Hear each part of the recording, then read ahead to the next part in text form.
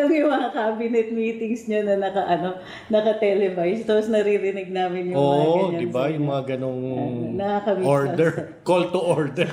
Sorry, interruption. Sorry. Pero nabanggit nga droga. Yes. So, And, ano sabi ni Pangulo doon? Alam mo, pinagmamalasar yung droga, let me yung drug war.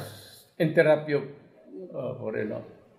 Bastos man pakinggan, undignified man for a president to do it.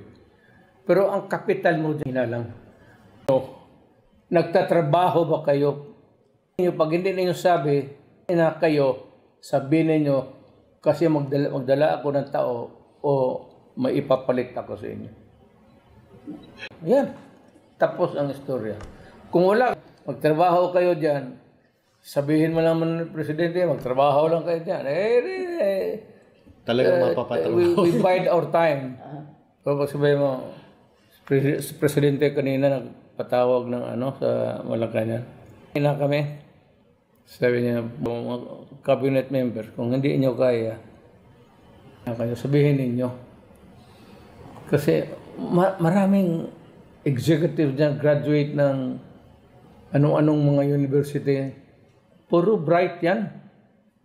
Papalitan ko kayo mga yan ang kapital mo. Pag hindi ka marunong mga undignified nga, hindi maganda pakinggan, not suited for a president.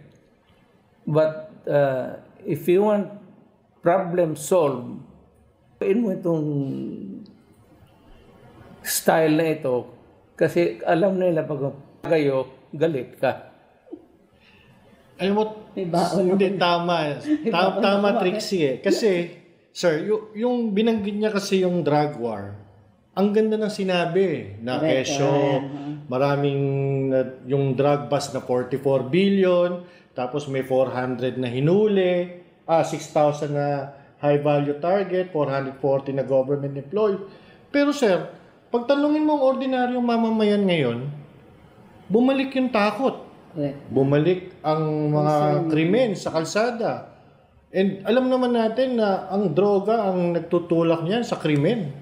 So parang yung hindi nagtutugma sir yung SONA sa talagang nararamdaman ng taong bayan. Which yun ang naramdaman natin nung panahon mo sir bilang Pangulo. You know, it's not how much or how many sacks.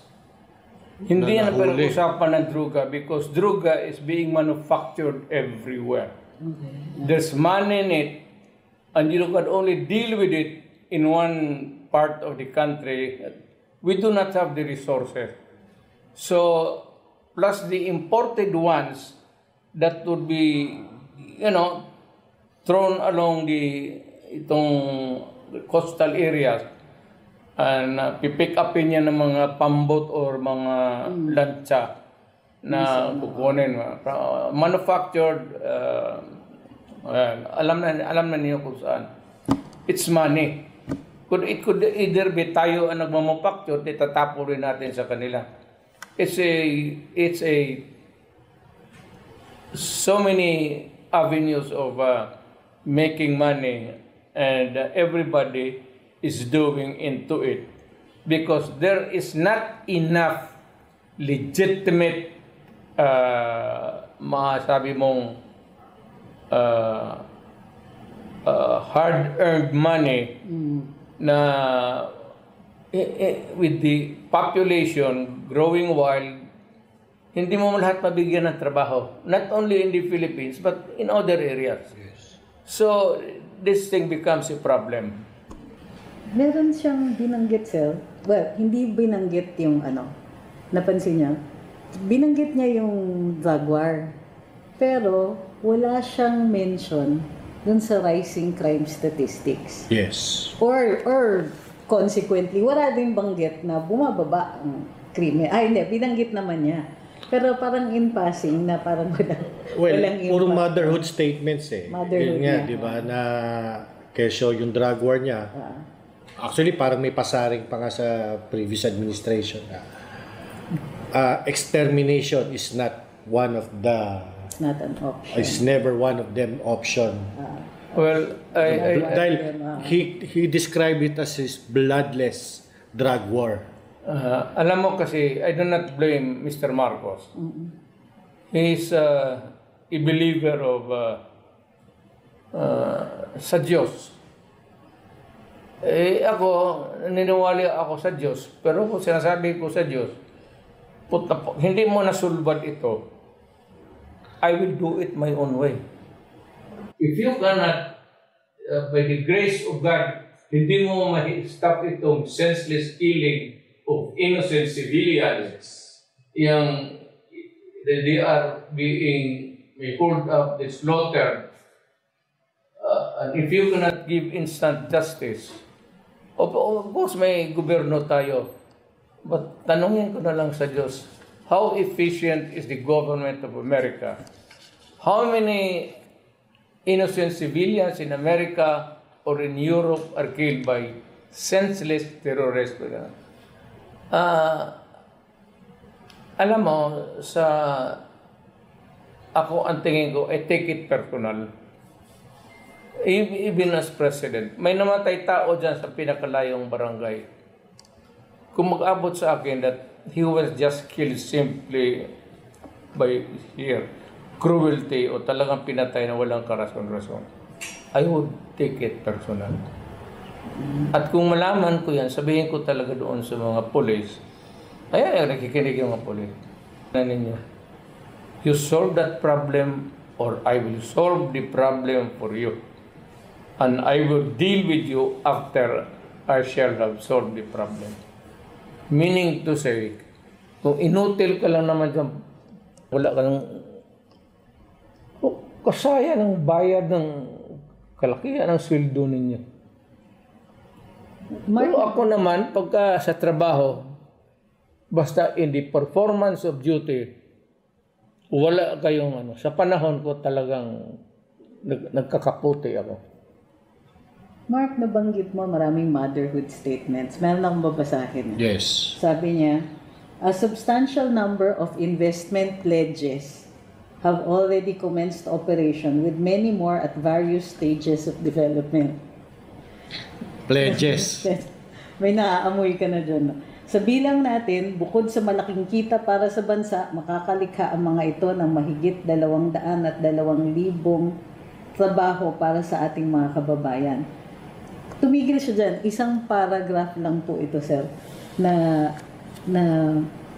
parang meron lang siya, mabanggit lang yung investment pledges o yung kasi ito po yung rational or justification sa karamihan ng kanyang mga foreign trips. Mga biyahe. Oo. Alam mo, Sir, Mr. President, parehawan tayong presidente.